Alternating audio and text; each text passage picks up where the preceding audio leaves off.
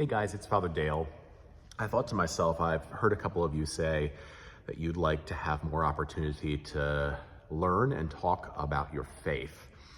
So I thought to myself, well, maybe one easy way would be for me to make some little videos, a weekly video for you that we could send around and you can listen to it. May be helpful or maybe not helpful. I don't know. You can let me know what you think about it.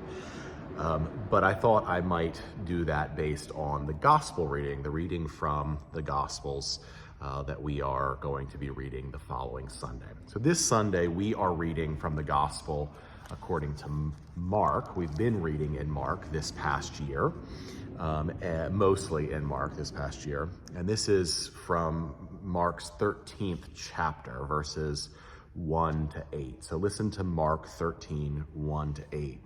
As Jesus came out of the temple, one of his disciples said to him, "Look, teacher, what large stones and what large buildings." They're outside the temple in Jerusalem, which at that point in time was still standing. And Jesus asked him, "Do you see these great buildings? Not one stone will be left here upon another. All will be thrown down." So Jesus is saying this temple is going to be destroyed, which indeed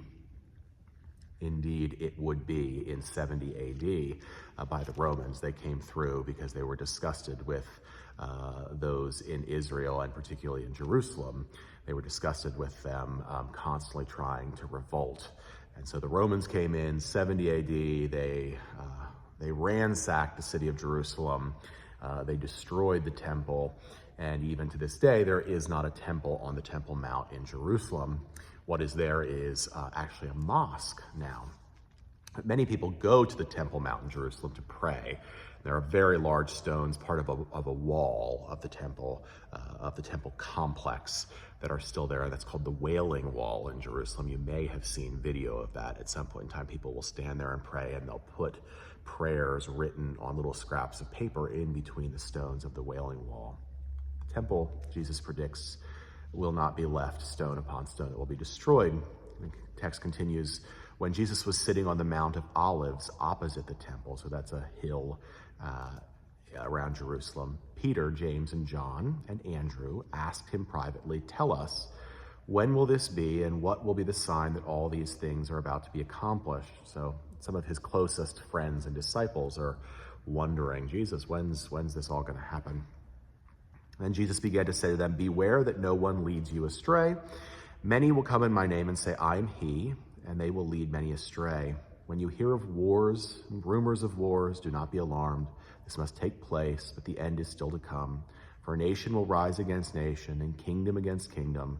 There will be earthquakes in various places. There will be famines, but this is but the beginning of the birth pangs." This text is part of what we call apocalyptic literature, apocalypse. You've probably heard that, apocalypse now. That's a word that means the revealing of things, the stripping away of falseness and superficialness and the revealing of what's true. Oftentimes apocalypse is understood in pretty scary terms in our context, and people will talk about the end of times and things like that. You probably have heard that as well. In the Gospels, apocalyptic moments like this are less about predicting any specific future. Jesus isn't a soothsayer. He isn't looking into a crystal ball, nor were his disciples, nor were those who wrote the Gospels and remembered and recorded these words and these teachings. What they are intended to do is to encourage those of us who are people of faith to keep the faith, to have patience, to be steadfast, to stick with it. Those are really important teachings, even when things get really rough.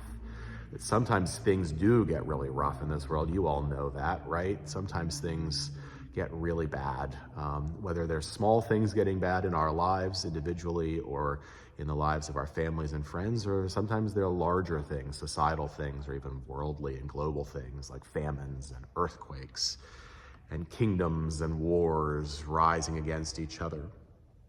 The point is, be patient, Jesus is saying, and stick it out. Keep on going, persevere, keep at the faith, keep following me, even when things look pretty difficult.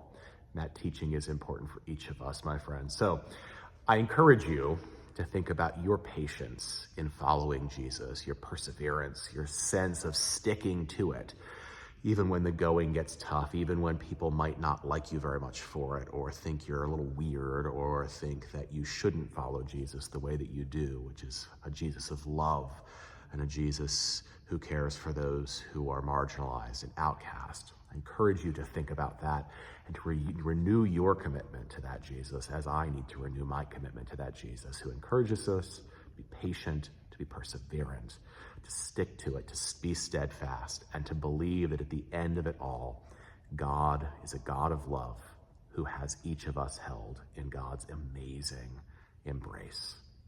Blessings.